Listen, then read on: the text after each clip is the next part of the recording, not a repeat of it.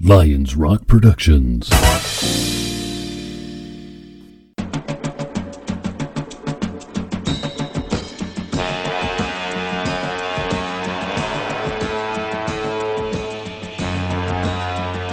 I'm Mark Valley, and I have a new podcast where I spot, assess, and have coffee with spies, operators, and agents over stories of action, diplomacy, and intrigue. Check it out at markvalley.com. It's the live drop.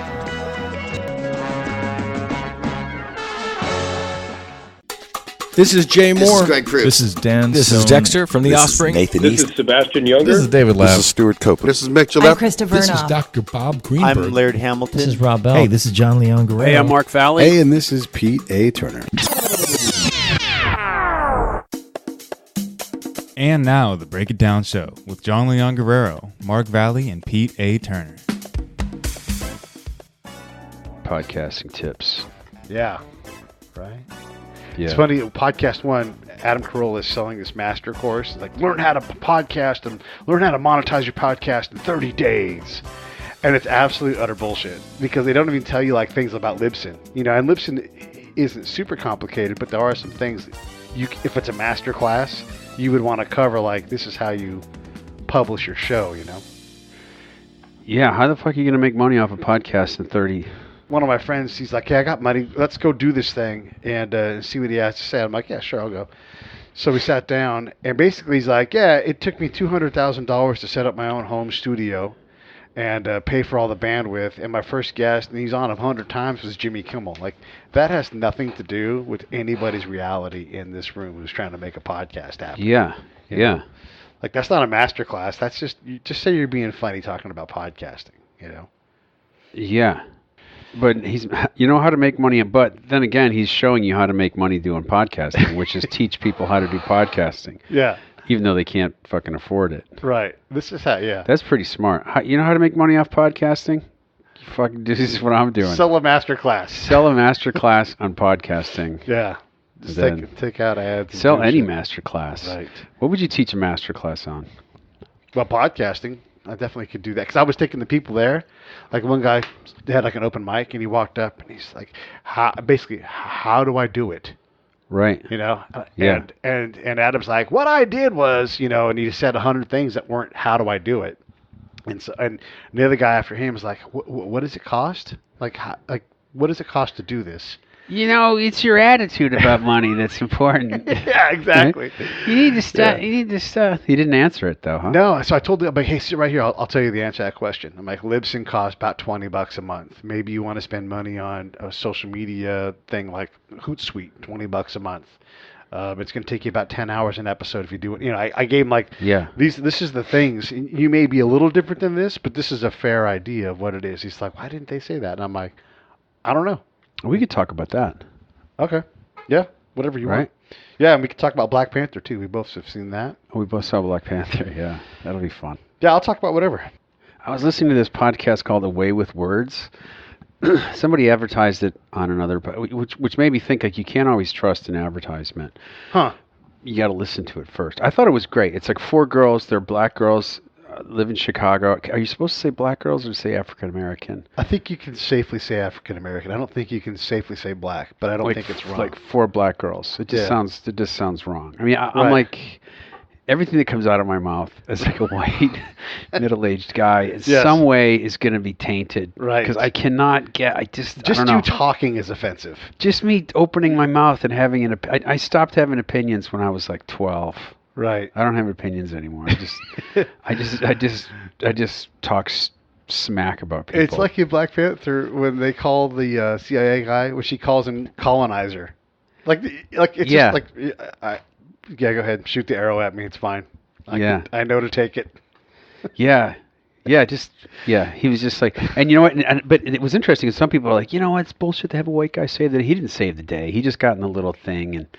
Yeah. He contributed to the team, you know? Yeah. And it wasn't like John, and I thought they were smart not to cast like John Cena, too, you know? Yeah. So you have this guy who's just kicking everybody's ass. Right. But these girls, it's called Away with Words, and there's 4 African-American girls from Chicago, and they sit around, and the first, I listened to the episode about Black Panther, but they start the episode by saying, they start each episode, there's 3 girls. Yeah. Sound is a little off because one's in the background and Yeah. she's kind of yelling, and it's like whoever talks the loudest can be heard. And I think there's one girl as a host who has like a microphone. Right. And the other one's kind of, and it's hilarious because they're contributing back and forth, and you can kind of hear the colloquialisms and the rhythm of speech. And are we already doing the podcast? Do you think? Should we just keep? Yeah, why rolling? not? Yeah. Okay. Cool. Yeah, and like why are they? I'm talking about this podcast, Away with Words, and I thought it was interesting because it's like 3 girls just talking, and you feel like you're eavesdropping on women, but you're also listening to African American women and their perspective of it. But I guess the reason that made me think of this was because they were talking about Black Panther and the white ally, right? Yeah. They thought he was a really. They said, I thought he was great. He took it. He took, like you said, he took the colonizer comment. Yeah. And she said, just be quiet, just be a good little ally, just be a good little ally, keep your mouth shut, and don't be having opinions about shit. Like, you know what? I studied, whatever, apartheid, and here's what I think you should do. Right. Yeah, we always have the ideas on how to fix things. I just interviewed, and I wasn't able to grab you or John for the show, and I really wish I could. He's going to come on again. We did 45 minutes and got nowhere.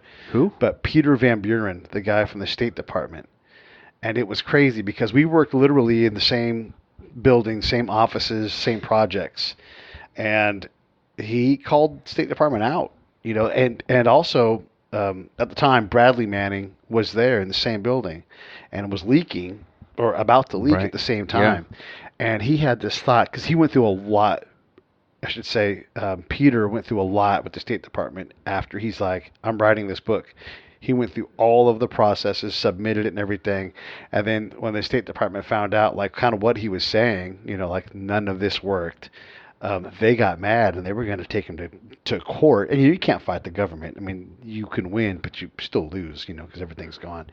He made the point of, if Bradley Manning had this crisis of conscience enough to give up his freedom and everything else to release these documents, what if he would have come? Because he literally sat 50 feet from where Peter and I both sat. What if he would have gotten out of his chair in the 2 shop and came over to Peter as a civilian and said, I'm having this conscious crisis, like the conscious crisis. I need to release these things. And I want to be famous. How am I going to do this? That was the one goal, if you go back to Robin, right? That was the one objective that I think that was part of it all, right? Yeah, well, there is that too. I mean, the fame and the notoriety. But what if he had gone to him? That's what he said. And I had never even considered that, because there were a lot of, I don't condone people trusted with intelligence giving out things. Oh, there's no reason he should have been exposed to so much either. Right. It's crazy, And then when you read things that are terrible, like the State Department cables that are so derogatory and arrogant, and like, these are your partners. If you are back channeling a bunch of deceit and evil shit, I don't condone revealing secrets, but I also don't condone the State Department being dicks to everybody and then expecting. How can you perform well and do diplomacy if you're assholes? I mean, arrogant, evil shit was being said. So if Bradley Manning had come to that Pete or this Pete, like if he'd come to me, because I'm a civilian too. Let's roll back a little bit. This is State Department. Right. This is Green Zone stuff. Green Zone stuff. Right. Yeah. I think I listened to that guy when you talked to him. Yeah. But so you were working in the same building as Bradley Manning. And Peter Van Buren. Right. Yes. Who's the State Department guy. So did you know? I knew Peter already. I didn't know who, because Bradley was just like a PFC or something. Sure. So I have no business talking to him. I'm talking to a captain, a major, or someone like that. It's funny. He's just a PAC, but he's also the one like watching these. Totally. Yeah. He's got his the amount of stuff that was coming across his computer. There was another guy who was a full colonel who was partnered with the Iraqis, and he would openly write like how dumb and how poorly the Iraqi partners would perform in terms of like planning and everything. And he built up a reading list. It was funny, but it also was like indicative of how dismissive we were of the Iraqis and how shitty we were as partners. And it came out in the New York Times because someone finally went, this can't continue. And this is on a secure network. So someone took it off and gave it to the New York Times and said, these are created every day. And it was like locker room talk exposed, but in a place where people die when you get shit wrong, So it was interesting talking to him, and I forget why we got going on that, but I don't know. It was something about your ladies show that you were talking about. Oh, with the Ally. Right. Yeah, they were just talking dry. And I found myself, the hard thing is I started to feel really old because I couldn't understand anything they were saying. And I thought, oh my God, I'm listening to a podcast of 3 women talking. Yeah. Extremely fast. Right. And I have 3 sisters. Yeah. And I have a bunch of aunts. And I used to, if I had a choice of talking to like the men or the women, I would usually go talk to the women. Right. Because they're just talking so fast. They kind of cut to the chase so much more quick. And then I'd go talk to my uncles and it'd be like, yeah, I'm thinking about digging this culvert down across this. And it's right. Like, yep. Jets won.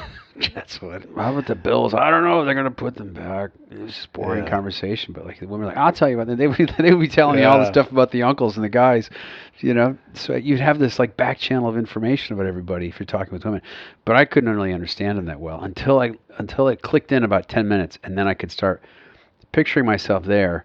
And the way women speak, men, we usually stop, like I'm doing right now. We give each other some respect. You just talk for like a minute if you want, and then I'll talk for a minute. Maybe it's about related to what you just said. Maybe it's not. Maybe it's something completely different. Yeah. But I'm going to feel great talking. With women, it's not. It's so different. It's like it's like a radio with a dial that you're just constantly turning. Yeah. And you're trying to make sense of what's coming in, and that's what that podcast was like. Anyway, I'd like to recommend it, but anyway. I feel like as I get older, I am more and more delicate with how I talk. And I was You choose your words more carefully. I do, and my topics and my judgments. I realize how much my bias comes in to confuse my message. Or to affect how I perceive. Oh, you can hear your own bias. Right, and so I have to wash it out because, like this gun conversation, with all the stuff in the Parkland. I lived in Florida a couple of years back. I lived in that community. I lived in Broward County. I lived in Western Broward County, which is where Parkland was. And I know people that have kids at that school right now. Before it had even come out on the news, it had hit my Instagram. Like, oh my God, there's gunshots. I don't know what's going on with my kid right now. Wow. So and and then I realized in my hometown, we had a school shooting too. We had a girl get shot by her boyfriend on campus. School shooting is a confusing term because you have this murder on my campus, and it's technically a school shooting, but it's kind of not. Like it could have gone down in a park, it could have gone down in a party. This was the two of them talking. He didn't come to school with the intention of killing as many people as possible. He came to school with a loaded gun, intending to talk to his girlfriend. And then seeing what happened next, But that whole conversation is very delicate because you get sidetracked really fast with, well, there can't be AR-15s. Like, okay, but does that deal with the problem? And it just doesn't. So I found that as I've gotten older, how I choose my words, and I'm just looking for the middle ground. Like, what's the hardest conversation I can stand, I can tolerate? About whatever it is, about professional stuff or whatever, and then the rest of it, I just have to like shut up. I really think that because before I started interviewing people and doing podcasts, and actually hearing my own voice, I would just sit here alone with my dog, and I would just have these incredibly biased opinions about things because nobody was checking me. Then you spend a lot of time alone. You meet with your friends, and they look at you like, wow, you feel really like your eyelids go up like like you just did, like, oh wow, you're insane. I wonder though, because I always thought that, initially when like social media came up, I thought, oh, people are going to be able to hear themselves speak. And I say, don't say anything on social media that you wouldn't yell out loud in a shopping mall. Of course, there's no shopping malls anymore. But you yell it in front of a bunch of real people. Yeah. Right? And but it seems like nowadays it just the opposite is happening. You can that's assuming like there's a random group of people like in a shopping mall, or you go to a place where there's a lot of people and you just yell something out. But nowadays it's you can yell something out, but it will find its own audience. Yeah. That one guy in the crowd that I think you know what I'm talking about. I'm I kind think of rambling. no, a little bit. I think I get it. I was going to try to take it and see if I could. Like people are feeling, I can have this really strong opinion, like, about this, and this is this, and then they tweet it and they get a bunch of likes from all the followers that feel the same way, and they feel kind of emboldened to express their opinion.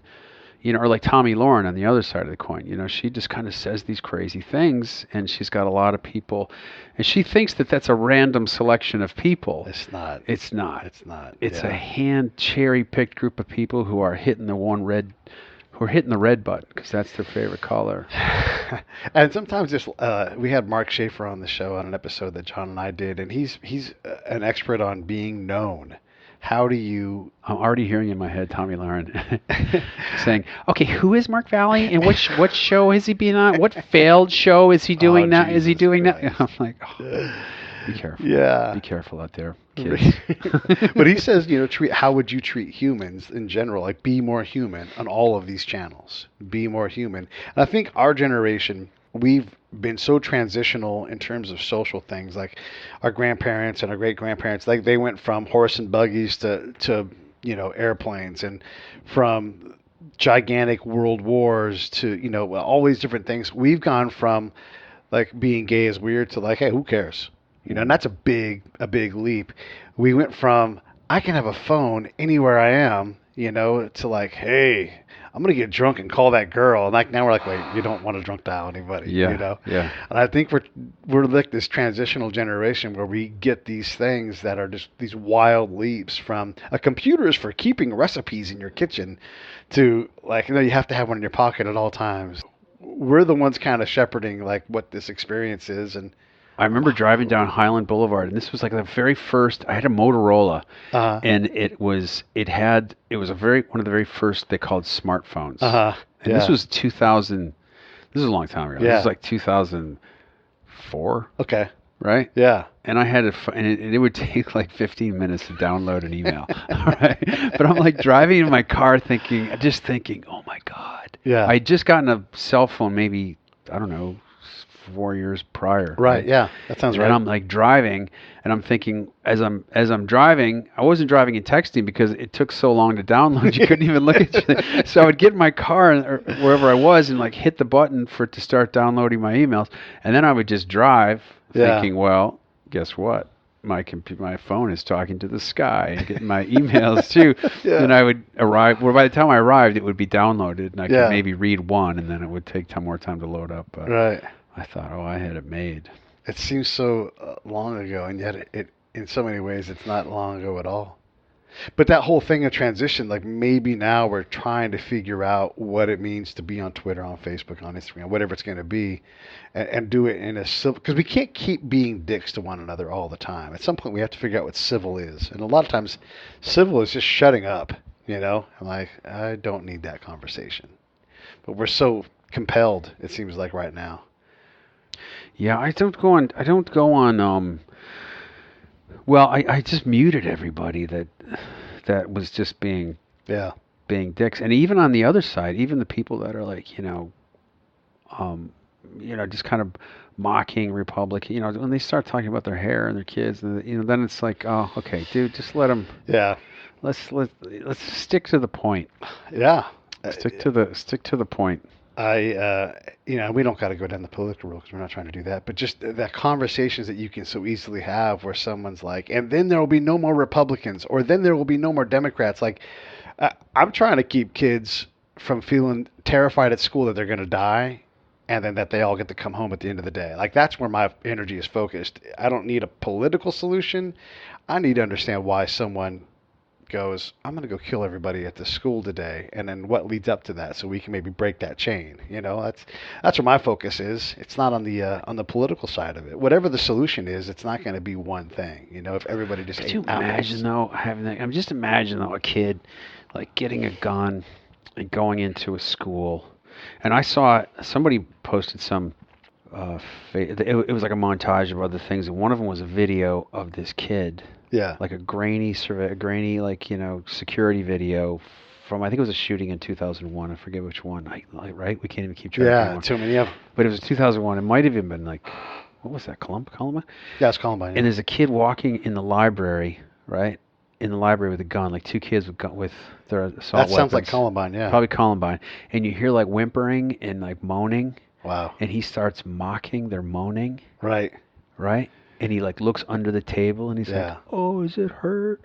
Right? And then somebody goes like, "Get out." And he's like, "Shut up." Jesus. And then he goes into the next room. Yeah. Like he'd shot everybody already. Right. But hadn't even shot them to kill them, just enough to like. It's just a. And he still was like sadistic enough to hear that, you know. And it's like, wow. I mean, the kid would have been even if he'd made it through high school without shooting anybody. Something bad was going to happen. Something bad was going to happen with this person, you know. Yeah.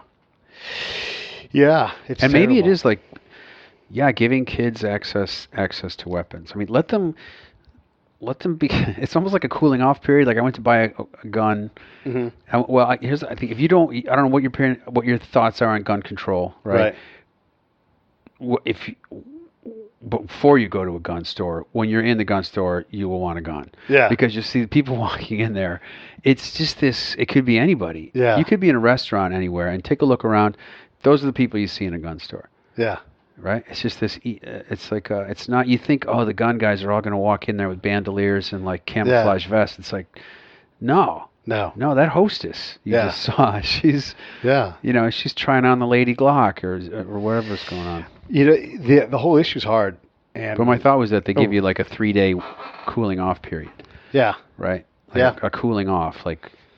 Right. You know. There has to be a better way to do what we're doing. And again, I don't want to make it a political thing. Just how do you get to the point where whatever that kid needs gets to them before they go out and do it? Because once they're there at school with whatever it is, whatever means they choose to cause that damage, they can get access to. I mean, Timothy McVeigh didn't use a gun, and he killed a whole lot of kids. You know, and just because it's harder to do now doesn't mean that you can't you have your own. You and Rudy can plan something out together. You know, to sit there and talk to your dog and be like, I never thought about pulling the fire alarm. That's the answer. Yeah. You know, and my school, I remember it was the late 70s. I was in junior high. I think there was like a lot of stuff. In the 70s were crazy, right? Yeah. But we'd have snow days in the winter, and we'd have bomb scares in the summer. I think it was just the springtime, because it was just because you just need a day off. Well, we get winter, you get snow days up in the Canadian border. You get snow days every once in a while. It's a nice break, but you're not getting any snow days by the time April rolls around. And it's so much nicer to be outside then. So you get routinely we would get bomb scares, and they would send a dude in. I don't know where I never believed they could look everywhere for the bomb. Right. Yeah. Right.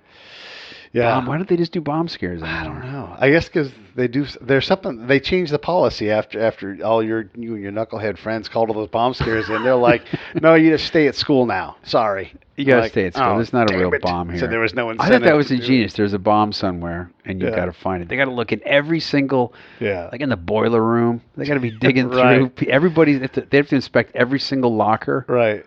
I think they just realized, you know what? There's not going to be any bombs. You guys, you keep getting us on this. It was the 70s, man. We had bomb scares. Yeah. Yeah, it's not like that anymore.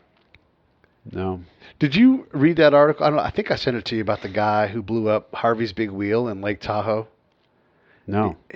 So it's this incredible story. I'm going to get the details wrong, so I'm just going to make him up and apologize to everybody. But he was good at making money. So he had some money, and then he was also addicted to gambling, you know, and he's this Eastern European guy that had immigrated. So he'd already come from nothing and in impossible odds. So it's kind of like playing with house money anyhow. And so he got in a little bit of trouble with money and everything else in his life. It was just, all the chaos that caught up to him. And so he built the perfect bomb. So good that he brought it in, went in early in the morning, like you would imagine, wheeled it in. This thing's huge. It's like as big as this table right here, like a dining room table, but it's filled up with bombs and bad shit. And then on top, it's got like a robot brain thing. And it was a masterpiece of machine things. Like there was no obvious portal to get into it. Was it a bomb or a bomb maker? He was a bomb maker who made this beautiful bomb that's replicated and part of the training to this day. And so, because they tried the X-raying, and like he had defeated all of the things that you might do, and so they finally decided to blow the brain off the top of this thing with like a shape charge. But first, they had to literally like clear out, because once I put it in place, and it had all these toggle switches on it, like 40 toggle switches on the brain, right? And so he's like, here's what you're gonna do. You're gonna drop money off in this location, this location. You cannot move that bomb. If you move it, it will blow up. The minute I put it down, I triggered it, and there's no way to undo it, because he'd done like a dead man switch. So you had to have his code to turn it off, and they just weren't going to play ball with him. And so the FBI, after a long time, said, we're just going to blow the brain clean off this thing. And so when they did, they blew Harvey's big wheel up. Like that bomb went off. And a typical crowd mentality, they were all a mile back like, yes! Right.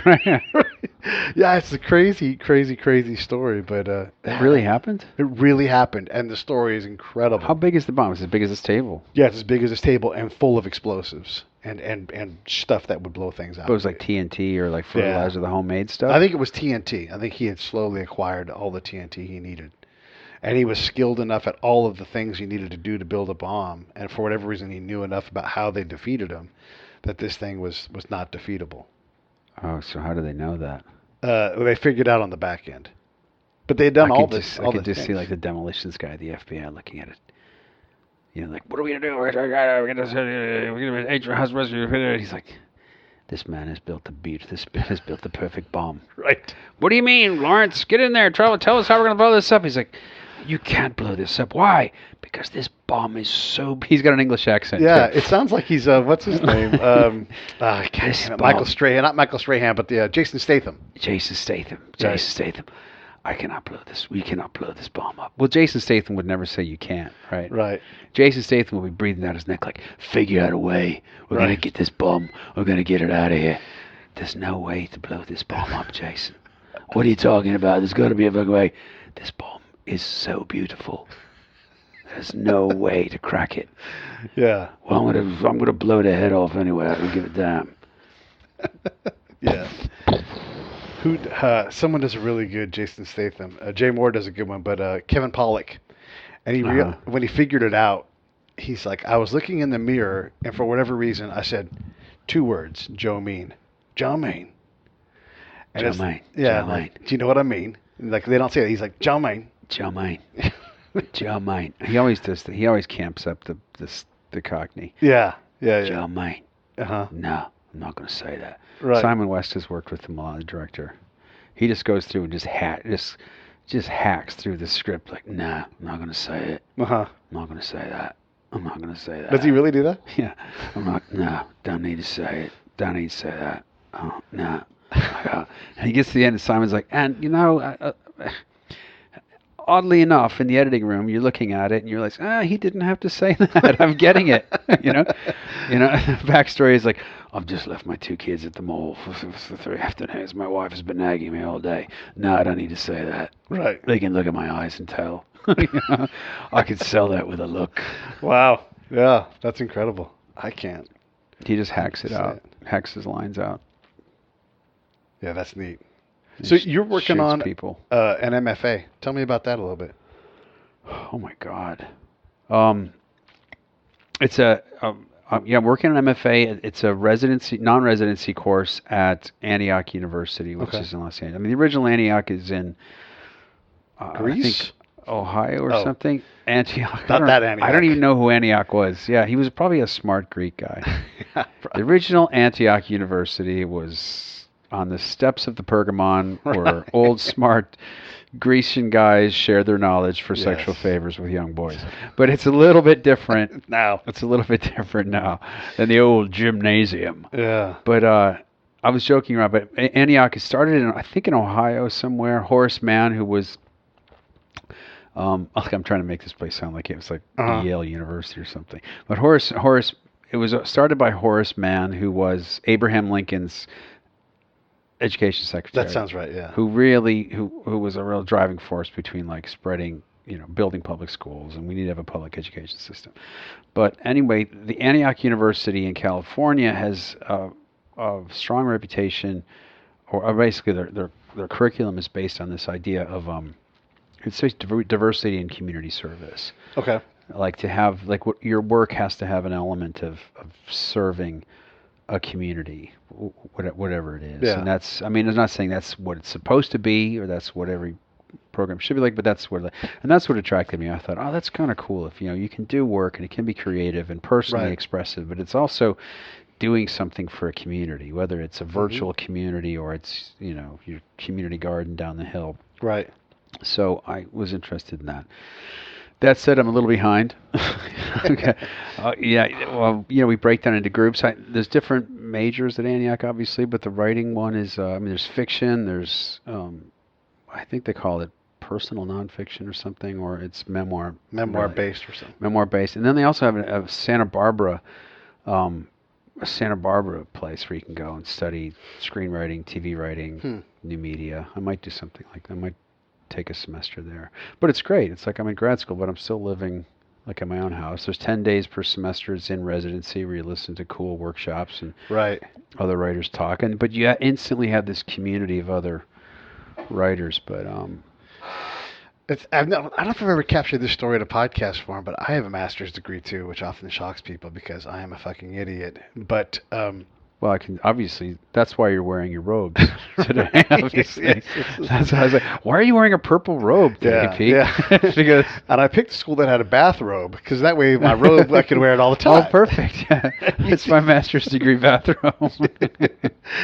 What's your master's degree? It's in organizational management because they like, you want an MBA or maybe this one, and I'm like, I'm pretty shitty at math. And they're like, was this why you're still in the service? To kind of. This episode of the Break It Down Show is brought to you by Lions Rock Productions. That's us. We publish, evaluate, and develop podcasts just like this one, consult others to build their own, and create associated content and content marketing strategies. So if you're launching or expanding your social media presence, your business, or your personal brand, or if you just want to take your media presence to the next level, reach out to us on Twitter at Pete A. Turner or at JohnLG69 at The Break It Down Show. There's 1,000 ways to get a hold of us.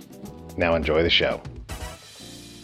Yeah, you know what? My boss, she was my boss in Germany, and then we both ended up, a year or so later in Arizona, and so she's like knew me, so she grabbed me and she's like, "Let's get you, taken care of. Let's get you some more rank. Let's get, because I was a good troop, but I hadn't really been led.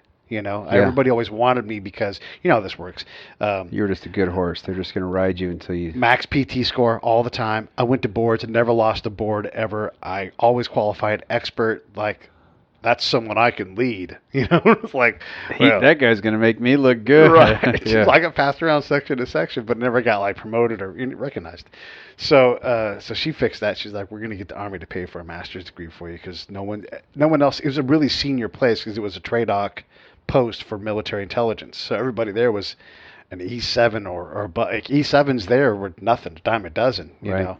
And I was an E5. Just actually got there as an E4. So I was like a night manager for the audience.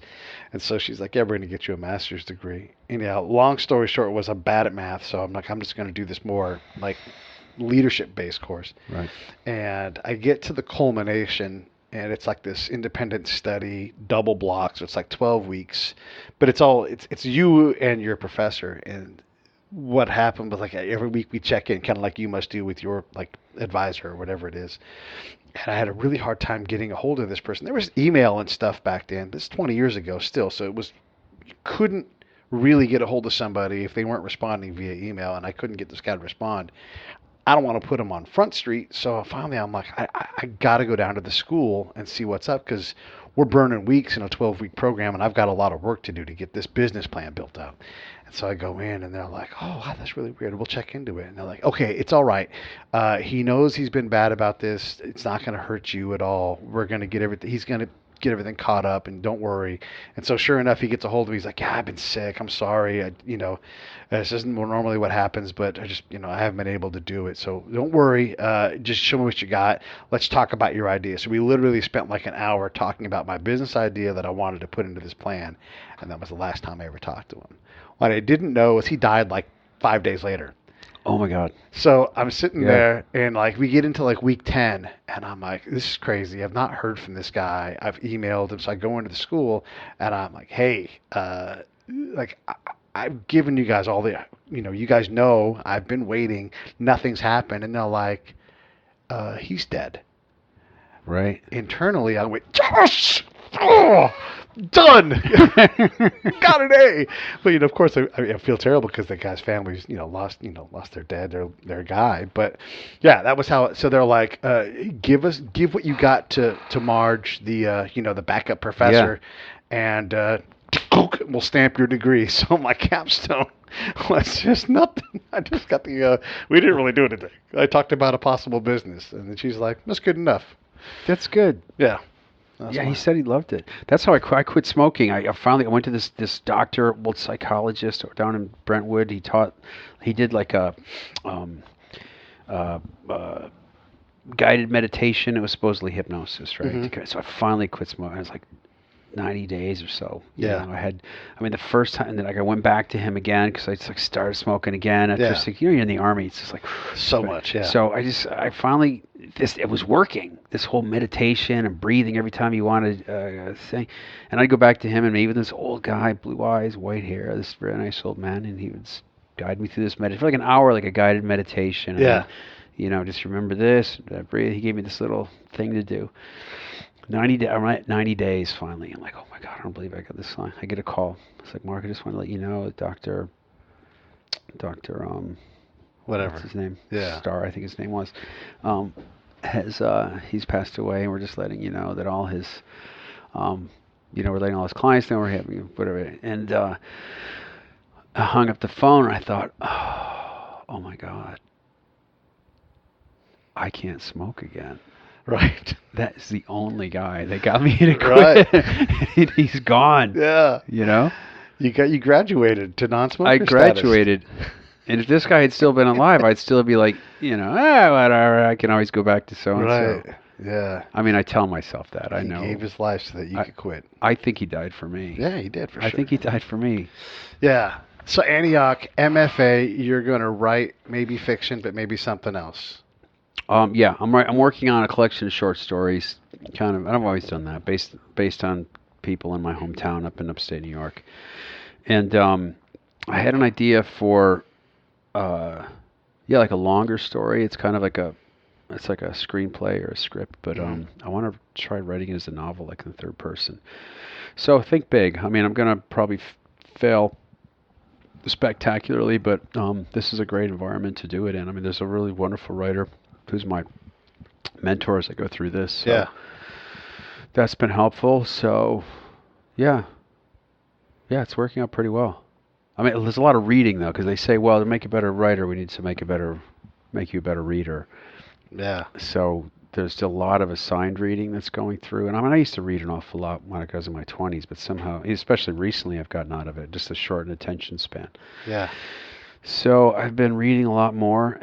Being able to sit down and read more than a paragraph. How do you read on a computer, on a Kindle, on a book? What do you do? Anywhere. Anytime. I'll read a book. Sometimes I like a book. Sometimes I'll read it. Like if I have to wait somewhere sitting, I'll read off my phone. Like Kindle on my phone. I'll just flip through that. I know that there's a certain kind of Kindle fatigue I get, a certain kind of screen fatigue I get from reading, but then again, you gotta have the reading glasses. The light's gotta be right. No, totally. It's like I'm having sex if I want to read now. Everything's I gotta be in the right mood.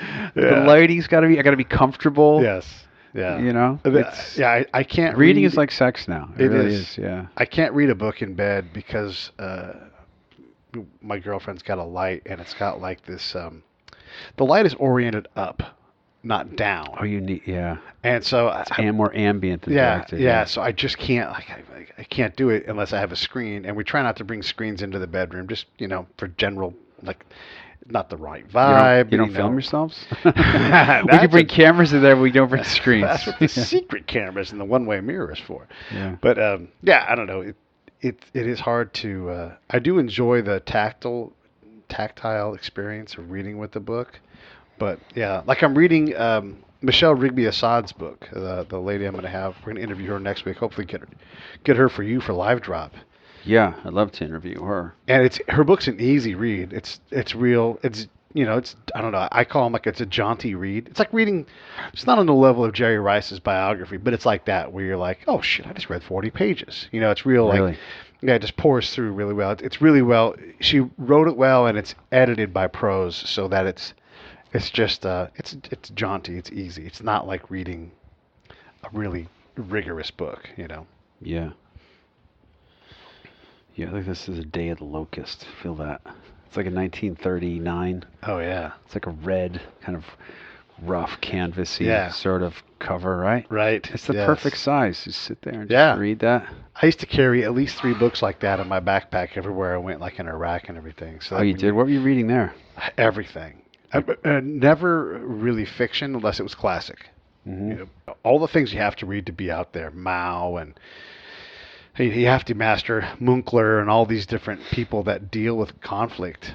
And wow. You have to, if you're gonna get the stuff right, you have to read the people that have read things. Clausewitz, you got to understand all that stuff at some level, because you want to be taken seriously by your peers. And when they throw something out, you need to recognize that's Mao. If you're going to be serious about it, you have to do that. And so, well, we could do that, sir, but war is in effect an extension of politics by other means. Yes, exactly. Oh, that's Clausewitz. All right, cool. Okay, good. The guy knows this Clausewitz. Yeah, right. Yeah. What are they teaching nowadays? Well, there's a whole lot of Clausewitz, honestly. The strategy forward thinker guys are looking back to the Prussians still and trying to figure out, we're sorting out what war is. And the reality is, I wrote a whole thing, I don't know if you read it on Medium, but I wrote a whole thing about my wish list for the modern combatant. Right. And, everybody else was like... Was it a reading list or a wish list? Well, it ends up being a reading list is what it really ends up being. But...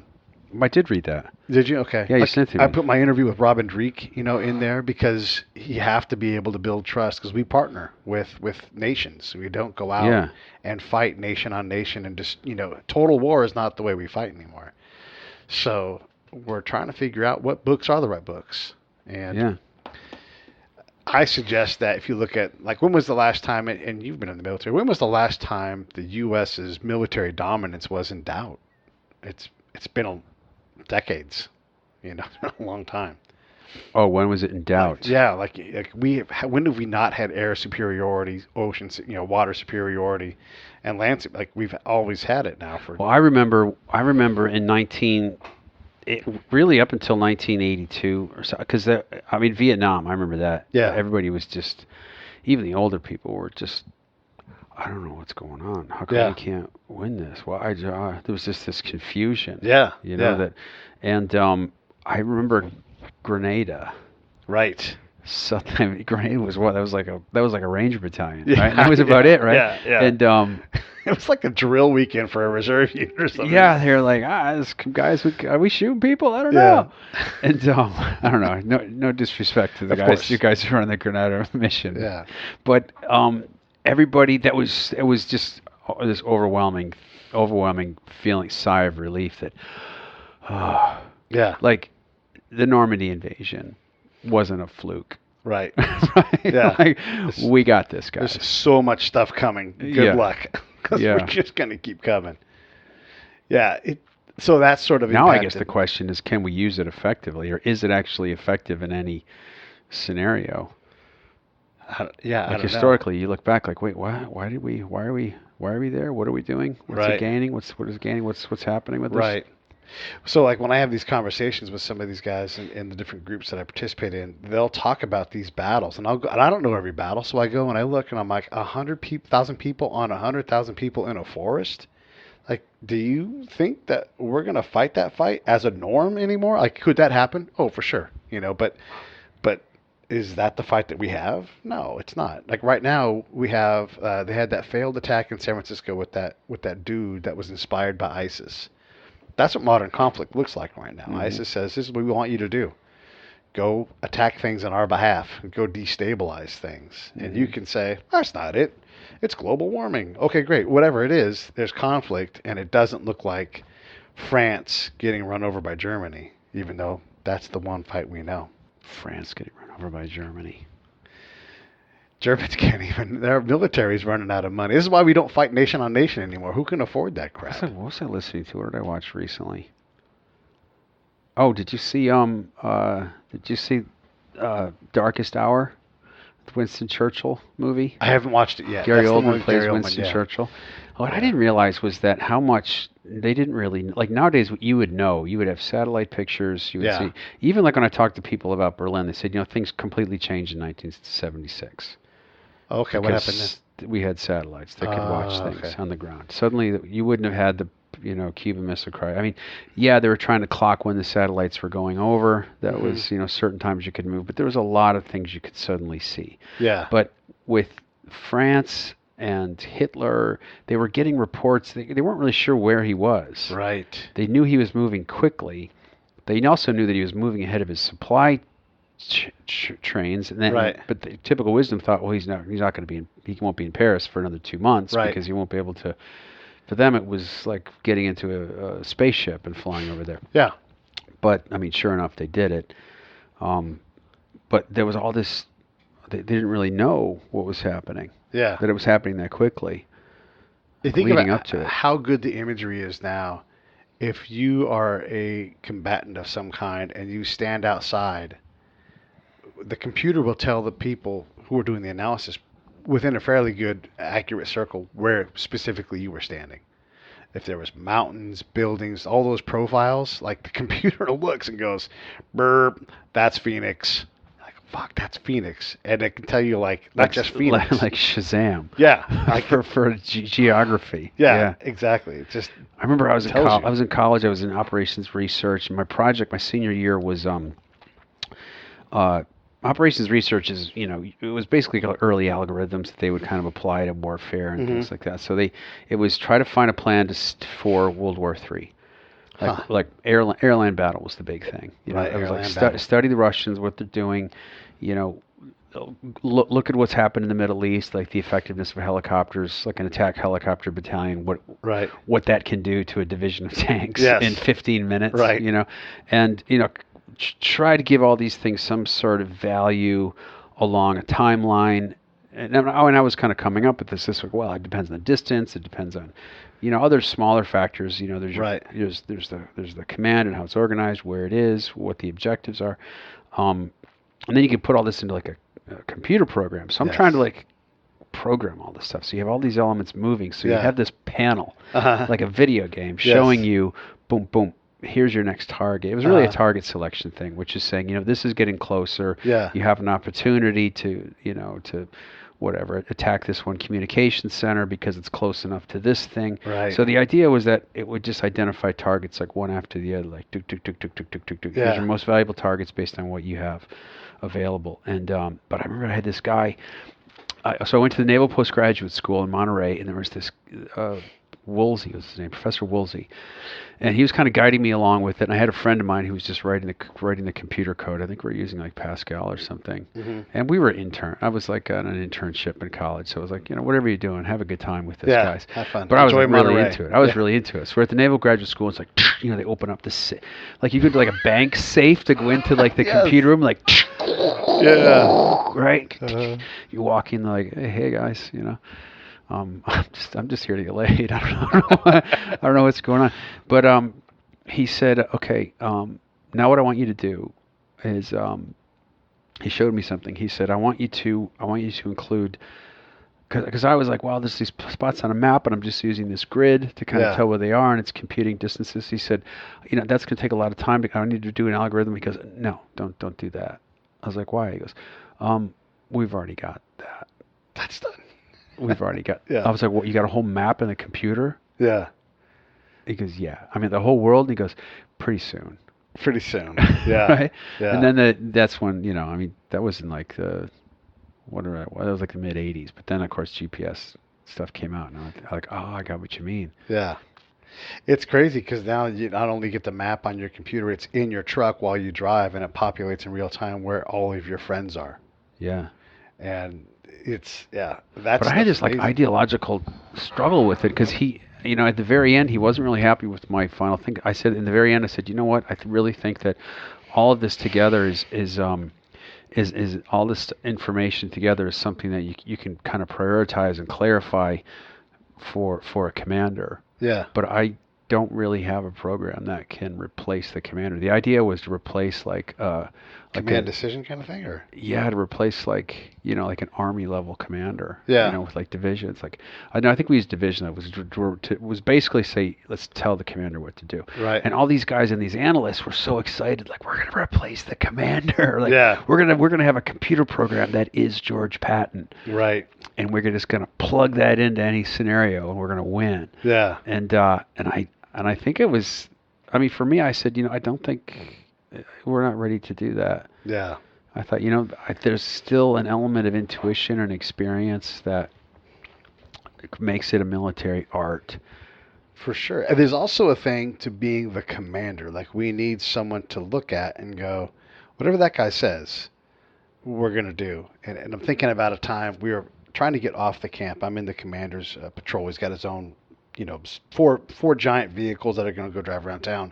And there's a gate, one point of entry, keep everything safe. And there's multiple patrols trying to get in and out at the same time. And it's just fuckery, right? Like, it's just like no one knew what to do. Everybody's like on the radio. I can't hear that guy because, our radio isn't on. What channel are they on? And then all this backtrack. And he gets on the radio and goes, everybody get the fuck out of my way now. And you know what happens when that happens? Everybody gets the fuck out of the way. Yeah. There's no wrong channel. There's guys running out of places going, get the fuck out of the way. And everybody's like, oh, I better get the fuck out. There's no computer that replaces that where you go, boom, this all happens, It's different. You can't have a program that has that much authority and makes. And I think move. Like a commander creates that. Yeah. You create a commanding. They create a commanding persona based on their own experience, based on everything that they've heard or they've seen. Right. That same guy there were two younger infantry guys, and they were sprinting across the camp.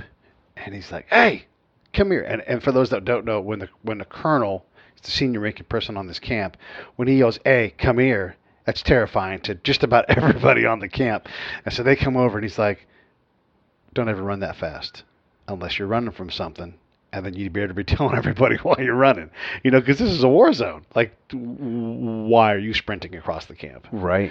Because like, what do I not know about right now? I'm the commander. I see people sprinting. I need to know why. Like, oh, we were just in a hurry. Like, you're not in that much of a hurry. Yeah. You can walk fast. And again, so how do you? But your experience though, in the civilian world though. Yeah. Like how does that equate? Like what are the qualities of a really good, manager or leader in a civilian organization? That's a good question. How are they different? I think in the civilian world, what leadership is different. Obviously, that's simple. But there's not the. You're right, Pete. It's different. It's different. Let's go on to another topic. Perfect. I think you've pretty much covered that one. It's different. The usual eloquent Pete Turner, ladies and gentlemen, said, you know what, Mark? It's different. It's different. And that resonated with me, and that's enough, and we can move on to the next topic. Maybe you've experienced this, and this is probably the best way to do it. One thing is the military works on leadership, and you're constantly mentored. Like you were mentored by someone above you. You had to mentor people below you. It's a constant cycle of purposeful development. Oh, you mentioned that about that movie with Brad Pitt. What was it? You said, I really thought that general would show a little bit more of a mentor. Yeah. People lose that. They don't want their military to be mentors. We don't want them to be nice guys. Right. We want them to be the scare the enemy. Yeah, and he wouldn't. Yeah. That movie was all right. But that's one difference. The other difference is that's not what you told me off the air. ASAP. In the Army, especially, it means like I need you to get this done ASAP. That means up immediately. That is your objective. Nothing else takes priority over. Right. We know that. In the civilian world, it's more like, when you can get to it, this is important, but, as soon as possible, And it's a different tone. Whereas, like, why are you still standing here? Like, I don't have the keys to go stand by there and then tell me you don't have, it's like it's right now, move. I think that's different. But it was a while ago in the military. But I remember people saying, you know what, this is just a way of convincing people to do stuff. Like as a lieutenant, you don't have people who have more experience than you. It's a way of convincing them to do something like it was their idea. Yeah. I remember, it's been a while, but I remember in the military, if somebody had to sit you down and say, here's what I need you to do. Yeah. Do this now. I mean, once in a while you get one of those. Right. But generally you had to, I really felt that that was something that they held on to in reserve. That it was more like a roundabout saying, like, you might want to check this out. You might want to look into this. Yeah. So you sort of felt empowered a little bit, like, oh, yeah, Mm-hmm. this person's like helping me along. I mean, I don't know. I didn't spend. I mean, I was in the. I don't know, like in a heavy, in Afghanistan or in Iraq or something like that. Maybe it was different. People were just That's a different pace. telling people what to do. There's a whole lot of, in a good unit, there's a lot of trust. A good leader has trust, and the people below know what to do because they make their intent known. And you have like a baseline intent, basically, close with and destroy the enemy, teach and train the police, military, and government officials of this agency, of this area, empower the enablers that are also here to do those things, and protect the force. Like, that's a very common mission plan. So does it fall into one of those four things? No, that's probably not a priority. Doesn't mean it's not going to get done, but when you have to weigh these things, does it drive that plan? Then that's where you go. So there's a lot more of that.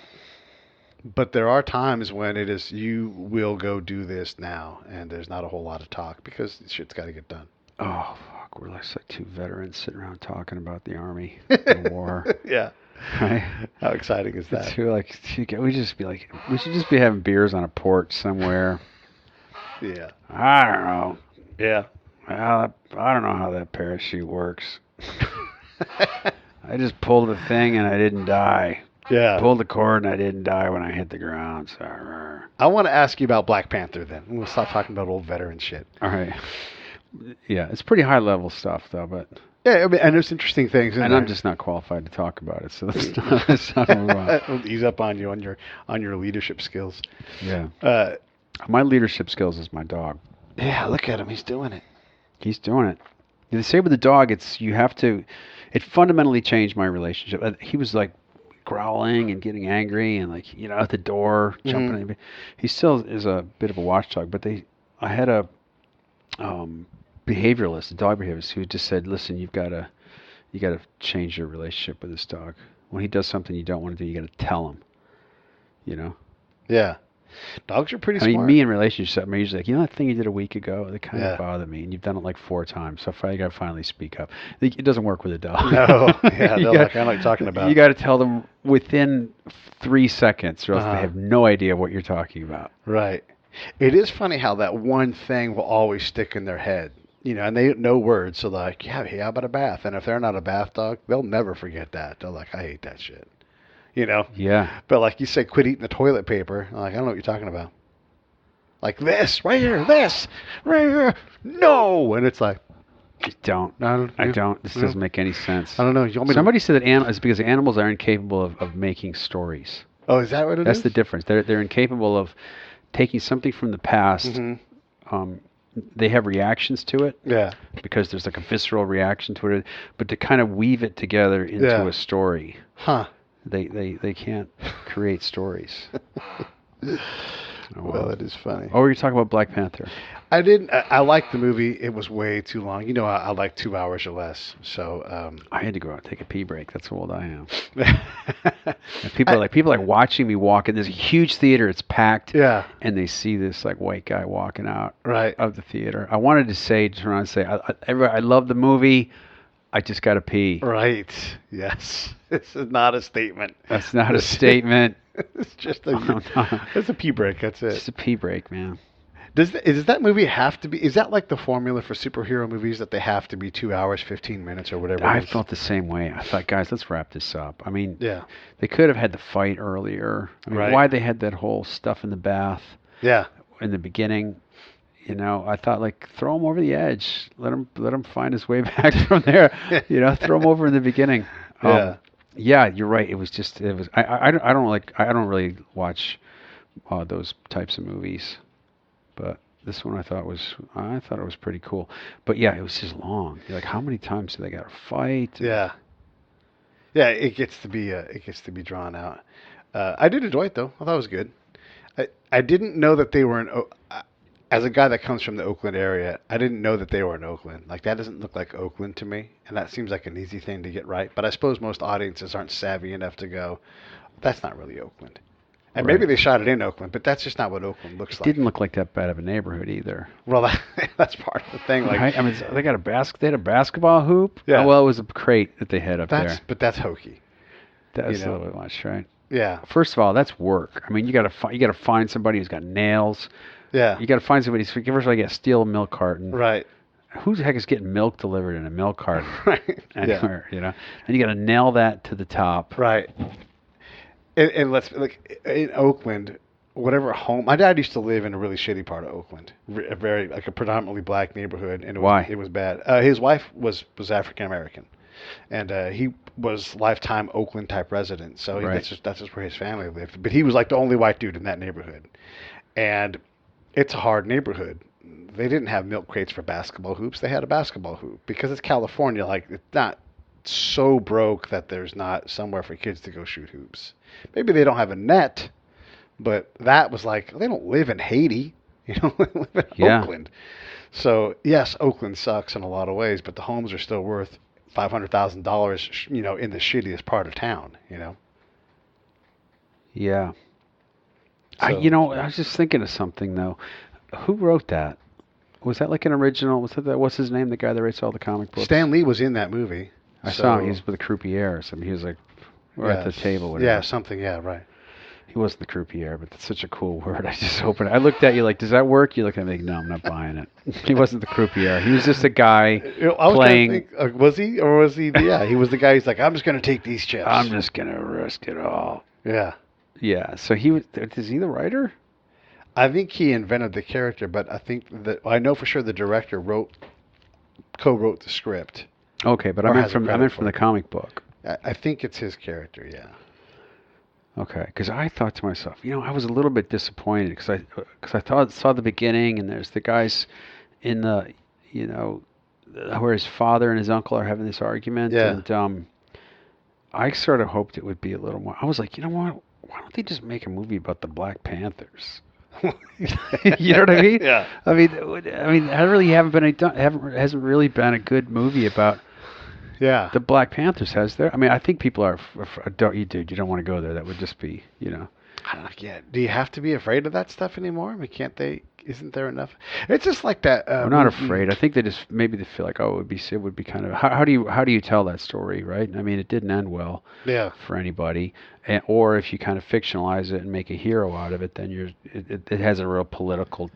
It has a real political. I should just shut up. I'm just gonna shut. But I was like, who were the Black Panthers? I want to know more about them. It's Tupac's mother. Right. There was the guys. There was in L.A. and the LAPD. The first SWAT team raided their building because they were afraid they had all these weapons. Yes. And then some got caught and some just sort of split off and became these sort of I was in Africa and there was a guy in Arusha. Uh-huh. American, and he lived there. He kind of had like a little educational campground, and they said, he was a Black Panther in America, and he had to leave. Yeah. And there's another story about a Black Panther that the Stasi took, and they replaced him in North Africa. I mean, I want to hear about the diaspora of Black Panthers. Yeah. I don't want Stan Lee's bullshit, man. Let's get. Come on, give me some real stuff. The Butler, that movie, and they. I understand the idea behind why they did it, but it's about the butler from the White House and how he served with 7 presidents and was their butler. And so they took and they drew in these other arcs about my son's a protester and he's having the struggle of, are we going to be violent or innocent? And Martin Luther King's there and he's in Selma and, my son's in Selma. I'm worried about him. This guy's got an incredible life. Tell me his story and then tell it. I don't know. I'm not a writer, but I was like, I wanted to hear about this guy's real story, not this made-up one where you tie all these other social events in. I can appreciate why, but I'd just rather hear about a guy who worked for a whole bunch of presidents because that guy had to have something interesting happen. Yeah. So I don't know. Well, this movie had nothing to do with it. In a way, it had something to do with it, but the real Black Panther was Killmonger. Mm-hmm. Right, Michael Jordan's character. I mean, he had the more of the ideological strain of the real Black Panthers, right? Yeah. The other guy was more like Martin Luther King. It was that kind of a fight. How did you like that Killmonger character, Michael B. Jordan? I was like, damn. If I could have play a character that had that hair, just that three little thing, it made all the difference. Just that three little when you're like the good guy, you can't have like the crazy hair, the crazy thing going, because people are going to be looking at you like, we're supposed to follow him. He's our leader, but he's got these three weird things. Yeah. Sticking up in the air. I love the hair. I thought he was good because he definitely brought like a real resentment and an anger to that part, which I thought was a lot different than his. Yeah. I mean, like the Rocky, Rocky he was wonderful, but that was more of like a sadness or mood. He brought a real anger to it, and it was wonderful that it was a tragedy, that it wasn't like a stock mustache twister. You know, you could see that there was definitely a tragedy.